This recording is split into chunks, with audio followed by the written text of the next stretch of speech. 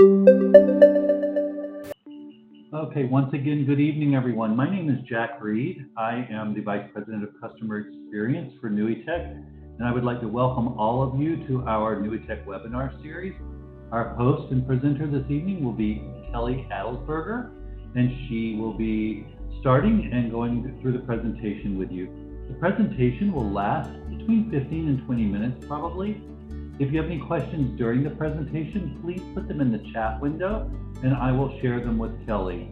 Once the presentation is over, we will turn on the mic and allow people to just ask questions about the presentation or any other questions that you might have. Again, please use the chat function and chat with me, and it'll say John Reed. So please chat with me. Do not chat with Kelly as she will be doing the presentation. I will be able to deliver the questions to her if you chat with me. Thank you so much. And Kelly, go ahead and take over, and thank you for doing this for us. Hello, everyone. So tonight, first of all, Jack already introduced me. My name is Kelly Adelsberger, and welcome tonight to tonight's presentation or tonight's webinar. Tonight, we're going to talk about one of the 16 activity templates in Snowflake. And one of those activities is the spinner. So the spinner is really a neat activity because you can just do a variety of things with it. And tonight I'm going to be talking about Snow.live. It's the web version of Snowflake. So the Snowflake app that you use on the board is going to be different than this live web version. So we're in the Snow.live version. So this is the web-based version. This is also the version of Snowflake that you're able to send the activities to your students from. So if you have Chromebook devices in your classroom, you can send these activities to them through the Snow.live version. The app on the board has different features as far as splitting up into zones, and you cannot send your lessons through the Snowflake app. So those are a couple of the differences. And if you have any questions about those, feel free to ask them in the chat to Jack, and he'll get those questions to me. So this is an example here of one of the spinners that I created, and it's just a simple name spinner. And when you spin the spinner, you see here, we should get a sentence here, and then so Audrey gets to come to the board, or Audrey gets to answer the question. And this spinner is actually not set up to eliminate. Neat is when we go up here and when we edit our spinner, we can actually go into customize content, and we can actually hide content until a segment is selected. So when we update this, and we play it again, we should have Audrey's name. Oh, actually, I hid this here. Let me go back here. Customize content. Here we go. I'm sorry, remove segments. So this hide content that I did, this hides everything on the screen, and I'll go over that in just a little bit. We click update preview, and then we click play. So now Audrey should disappear from our spinner. So this is one way, kind of like the old version of pulling the popsicle sticks out of the cup, right? This is the 21st century way. We can pick the student this way, they'll disappear. So this is nice because you can do these for different holidays, different themes, different events. And you'll see them slowly disappear from the spinner. So it's also an equitable way to pick the students, and you don't have the same students raising their hands all the time to participate. What's neat in the Snowflake app too is that you can split this up into 2 zones, and you can have one spinner to your left side of the screen, and then you can have an activity to the right side of the screen. So you can call on a student to come up to the board and do the activity on the right. So I'm going to show you in Snow.live, I'm actually going to go back to the community lessons, and I'm going to start from there and walk you through how to create one of these spinner activities.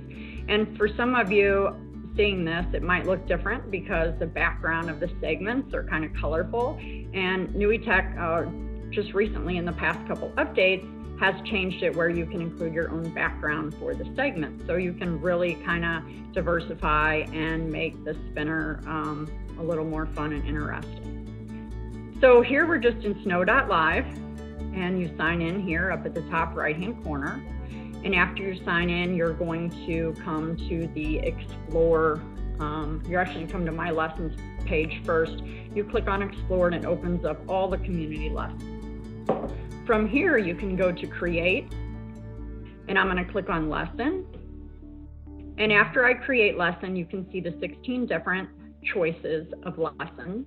And tonight, the one we're going to feature is the spinner. So we are going to click the spinner. Up at the top here, you always want to make sure that you type in a spinner title name for your lesson. So here I can click student choices. One of the ways you can use the spinner is, let's say you want to give students choice in an activity. So you could have maybe 15 different activities, and the students can come up and spin and randomly pick an activity to do. So here we're going to start creating the content. So if let's say we have write an essay is one of our choices. So I click create. So now you see our spinner on the right. This is the preview window, and you can see what it looks like ahead of time. How about create an activity in Snowflake? So these are our student choices. Make a comic strip. Create content. As you can see, we have 3 pieces here, and we have 3 parts to our spinner. Without adding your own backgrounds, what's nice is it automatically puts color and puts text in the spinner. Let's do write a code. Okay. I can also hit enter there, write a play.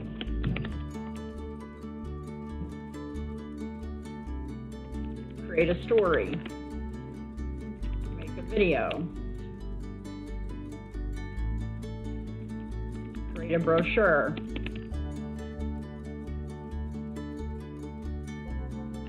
So you see all of the segments created when everything is typed in here. Now over to the right, you're going to see the font choices. So there's different font choices to choose from here. And as you pick the different fonts, you'll see them change in the spinner as well. You can change the size of the font or the text within the spinner. The color, sorry about that. The color here, and you can see it looks a little blurry. We have the shadow checked. So if we uncheck the shadow, so you can see here just kind of the play with the colors. Okay. So right now our background we have themed as snowflake, so we can change any of these. Some of them are animated, which makes it quite fun. So I can click candy here, and it's going to change the background to candy.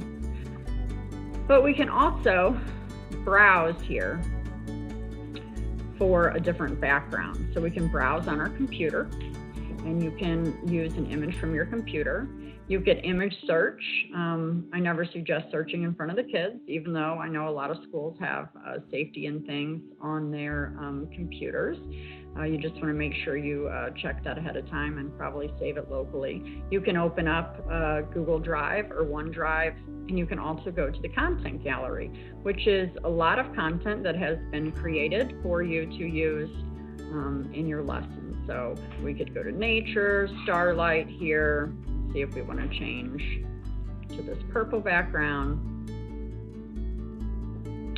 And you can see that changes the background there. Choose a fit. This is for our background, and if you do fit, what happens is it'll show up correctly on any device that you're on. This background doesn't matter so much because it's like star, it's just kind of stars and a solid background, so it's not going to really matter if it's stretched a little bit. But if you had something that you wanted to remain a proportionate size, I would click this here and change it to fit so it looks the same on all your screens. So the rules here, this is ordered, and this means that everything in our spinner here stays exactly in the order as we place it over here. So if I want to make this randomized, that means each time we go to play the spinner, it's going to change this up. We have a timer. Some of you might have a good idea to use a timer for a spinner. I actually have not used this feature for the spinner activity, but have in other activities. So again, we can keep it ordered or randomized here. Now, you can also add your own backgrounds to the spinner. And that's when I showed you the tiger and the segments look different than this, that's what I did there. So if I go into background and I'm going to browse, I'm going to go to desktop, and then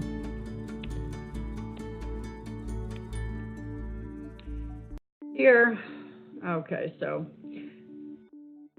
now I've put this background in, okay? And whenever I put the background in, I would want to make sure to have some kind of text on this background as well. But you can see then how I got the different segments in there. So now when we go to customize content, I can take that out of there.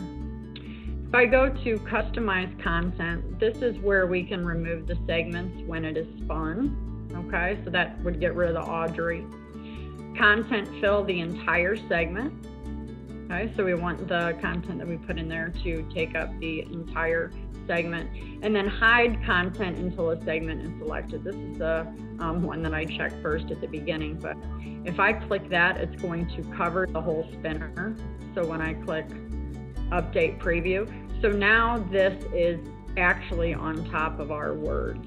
So when I click play here, you can see it's going to cover it up, and then it's only going to show the segment after we spin. Okay, so then write a code is the choice. So that's kind of gives it a little mystery when the kids are spinning. So over here is my little hamburger menu in the top left, and I'm going to go back to edit to keep working on the spinner activity. And lesson information, this is when you're going to type in all of the information about your lesson. Excuse me, I had to get a drink. So I'm going to type a description of the lesson. Okay, I can put any links to any Google activities I have, any links to websites I want to visit during the lesson. You can pretty much include your entire lesson plan in here and have all the links included to make it very easy for you to get to the places you need to go. So another feature of all the activity types is that the Snowflake software allows you to type in a URL or copy and paste a URL from YouTube. So if there was a video that you wanted to show, you would put that link right in this URL box. And if this is checked, show before lesson, whenever we click play to start the lesson, it's going to play that YouTube video first. And another neat feature, it allows you to set the start point of the video and the end point. So I know some of you have found those videos on YouTube that are 12 minutes long, and you try to fast forward to the part that you want to see, and you have to worry about the ads and everything on the side. This makes it pretty much eliminates all of that. Because if you want the starting point to be 6 minutes and 25 seconds, you would type that in here. And of course, you would need a video. And then the end point when you want the video to end. So maybe you want to end it, maybe you only want to watch it for 30 or so seconds. So it would only play from 6 minutes and 25 seconds to 7 minutes and 5 seconds. And that would play before the lesson because we have that checked. So you can put your age group that the lesson's for, the subject, the country that the lesson was originated from. And here you can include any web links to make your life easier or make your colleagues' life easier. And if you wanted to share this with the community, any teacher that downloaded your lesson would be able to find the information to your extra links. So you can also add a link from your Google Drive if you had a PDF that you wanted to show, or a link to a website.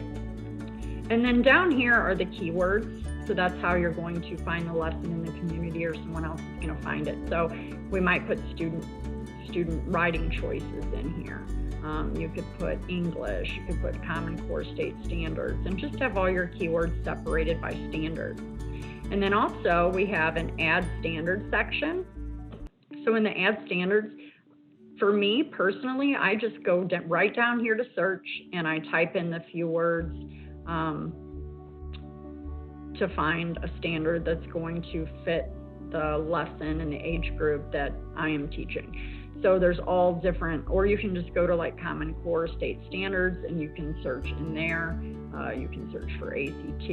It's pretty much endless as far as the standards are concerned. But then you have everything right in the lesson there for you. Kelly, I have a question from someone in the group, and they said with the sound button, can we record our voice so that it reads words to the kids? I teach kindergarten, so that would be helpful.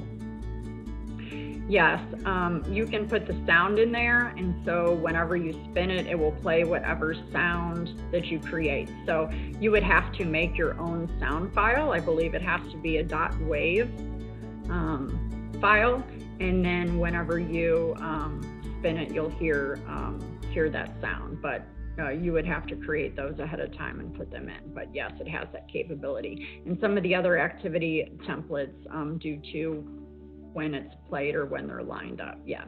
Good eye, by the way. And when I go back here, I can click Save to Community. So that's going to save this lesson for anybody else that has access to the community to play.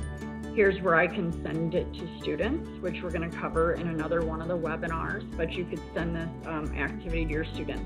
This is not a gradable activity. So the spinner is not, there's not a right answer or a wrong answer, but some of the activities are gradable, so you can send it as an assessment. And you can also have the students. There's an unlimited amount of licenses for your students per teacher license, I believe. So if you have, 32 or 36 kids in your class, they can still have access. And they can actually create a spinner activity on their own, and they can share it with you, share the link with you, or they can share it with other students. And that's a really good way to assess comprehension of your students as well, to have them actually create a lesson themselves. You can even have them fill in all of this information here just to see what they learned. So again, save to community, send to students.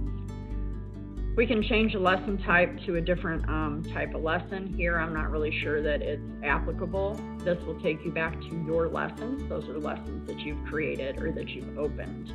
And when I go back to community lessons, I'm just going to show you that tiger activity, or one of the other spinners that I have up. I'm going to type in the word editable, because I know that's one of the keywords for one of my spinners. And we're going to click this one here. When you click on one of the activities, you can see who it's created by. All right, this gives you a little description here, and this is what I typed in the lesson information that we went over. This is one of the places that it shows up, editable student spinner with 30 names. And there's also a YouTube video here that I created that goes over pretty much everything that I've already talked about in the spinner tonight. And this will show you how to change the background of those spinners in case you don't remember. And here are links to other spinners for editable names, depending on how many students you have. And when I click play, this is going to open, and it's going to play right into Snow.live.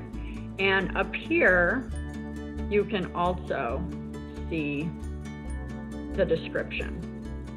So the description is in 2 places for you. Okay, you see all the different lessons, the links, and the description there. And you can go right in here and you can edit this lesson as well.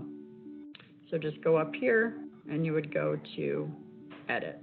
All right, I am going to show you training.nuitec.com. If you go to training.nuitec.com, you are going to find a ton of just really quick and easy videos to show you all of the capabilities of pretty much everything in Snowflake.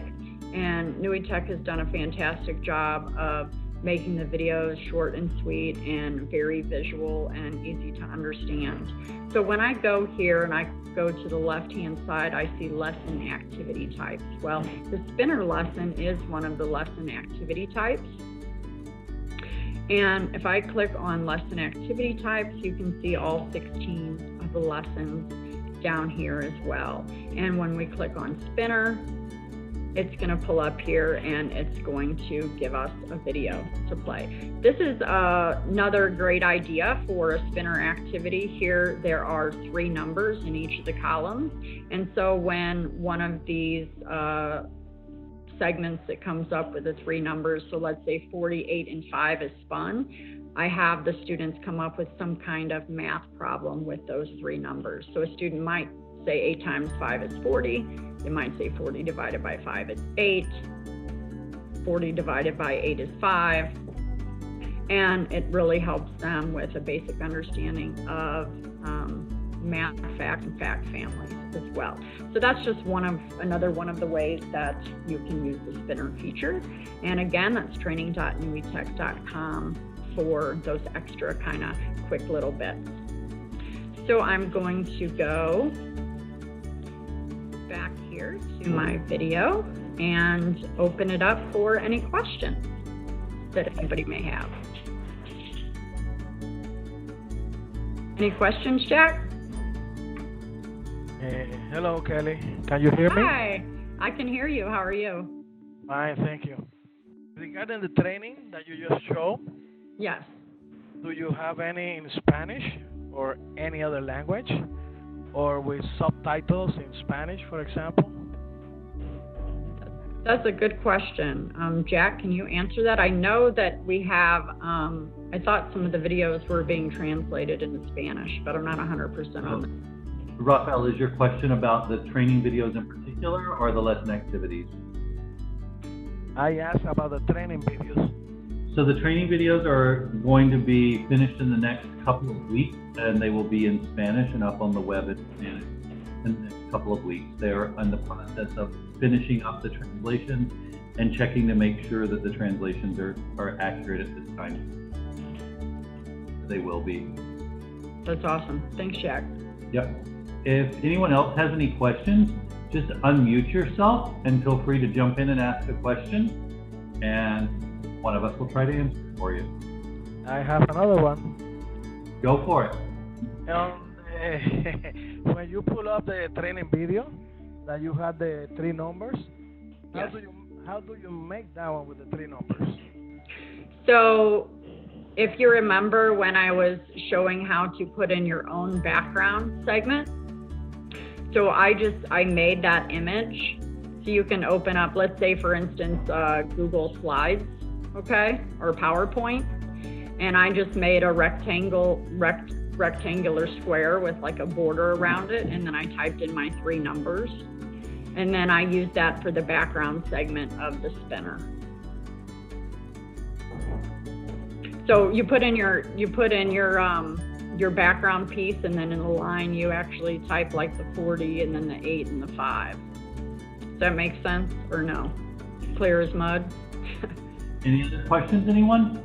And it does not have to be about the spinner activity type. You can ask a question about anything that you would like to. So if you've been using Snowflake and you have a question about something you've been using, feel free to hop on and ask us and take a chance now we have Kelly here, we have Danielle, another expert. We have Odile, who's also an expert. So and I'll join in and answer any questions that you might have. Somebody has a question here in the chat. They said that their neighbors are having a very loud party, so no one would be able to hear them anyway. It's from Laura DeLintz. And her question is, apart from using the spinner for discussion essay topics, do you see any other use for high school students? I think one of the things that comes to mind, you could use it in foreign language, so you could have different words up there, and then students have to give you the correct, pronunciation of the word. You could use it for vocabulary as far as definitions are concerned. So you could have the definition up there for review, and then you could spin the spinner, and the students would have to give you the vocabulary word that matches that definition. Let's say different types of phobias for, say, in a AP psychology class or in a psychology class in high school. You could have a bunch of, the phobias on a spinner, which frankly would be kind of fun to play. So maybe we need to create that. And then the students would have to guess which type of, phobia that was. So you could even use it for test review questions. And I'm not sure, Jack, if you have any other ideas for high school. I think you have to kind of think out of the box of how you would do things, as opposed to just thinking, oh, it's a spinner to choose something for me. So maybe it's something that you would use in a debate class where you spin around and it gives you the topics that you're going to have to debate on. It could be how you are assigned some type of research project. So there are just a lot of different ways that you could use it. It doesn't necessarily have to be a lesson activity. It can also be ways in which you choose what you're going to be doing. That's the thing with all of them. But we do have another question, Kelly, that you can't see. And it says, what is the size pixel ratio for creating backgrounds? For creating a background on the page, I usually use like 1920 by 1080. Gives you almost a perfect fit on most screens. Okay, and then we have another question that came in. Sure. Can students create their own lessons? Yes, absolutely. Students can create their own lessons in any of the activity types. So all 16 activity types are available. So you could either have, that would be another way you could use the spinner too. You could put all 16 activity types on the spinner and then have the students come up and spin and then use that choice for an activity that they're going to create. That's really a good way to assess students' understanding too of the topic, is by having them actually create an activity or a lesson. And then after teacher approval, you could even send that lesson to all the other students to complete for a grade or just for assessment or for review. So one of the things that I enjoy about the product is when we think about universal design for learning, and we are looking at how we can involve students in our classrooms. So say you have a classroom where you have from different language backgrounds, different ability levels. Someone may have some type of learning disability. Someone may be gifted and talented, and you have all of these students in your classroom. So when I was in the classroom or when I was an administrator, that's something that I would deal with often, right? One of my schools, we have 54 languages spoken in my school. So you have 54 languages in one building. So when you're looking at these lesson activity types, not just spinner, but any of them, you can include video, you can include audio, you can include visual, you can include pictures. So if you're looking at a student that's an English language learner that may not have the vocabulary yet, but can use pictures.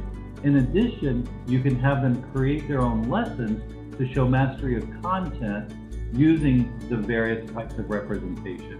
So we're really able to meet the needs of all of our students from various backgrounds, using audio, using video, using written word, using pictures, so that they can show mastery of content, because our goal is that we have them master the content. So that they can do that by creating lessons and doing those things. Yes, and another thing that I love about the software too, as far as differentiation is concerned, is you don't have to send the same activity to all students at the same time. So you might take those ELL learners, right, and you might have a lesson that has less text or less adjectives than a student that speaks English or speaks the native language. So you can send different activities to different students at the same time, and that really helps meet IEP goals. I think that also just makes students feel more comfortable and kind of meeting them on their own level. So any other questions from anyone about anything? Okay, I'm going to give you a couple of more seconds to jump in if you have anything. Other than that, we don't want to hold you up for your evening. We know everyone has tons of things to do. So if nothing else is coming in, the next webinar will be in December. We're going to skip Thanksgiving week, which is next week. So the next webinar will be December 4th, and that will be led by Danielle, I believe, Danielle Macklin. If I'm wrong, Kelly can correct me. But I think it is Danielle, but either way, one of us will be here with you. So we will be coming back on December 4th. We want all of you to have a wonderful week next with Thanksgiving and be with your family. And I think probably tonight you'll be cooking for the next day as opposed to watch a webinar. So thank you very, very much for joining us. Anytime that you have any questions, feel free to email us. I'm going to put my email in the chat for everyone right now, and it is jr@nuitec.com. I'm open to you emailing and asking anything, and I can get the emails to the right people who know much more than I about everything, and we'll get back to you. And thank you, Kelly. Thank you so much for presenting for us this evening. And to all of you that asked questions, we really appreciate you asking questions. Yeah, thank you guys. Happy Thanksgiving. Anything else before we jump on and ask away? Thank you for the support. No problem. Thank you for your participation and your questions. We love having you. All right. Thank you, everyone. Have a wonderful evening and enjoy your week next week. We'll see you back next week.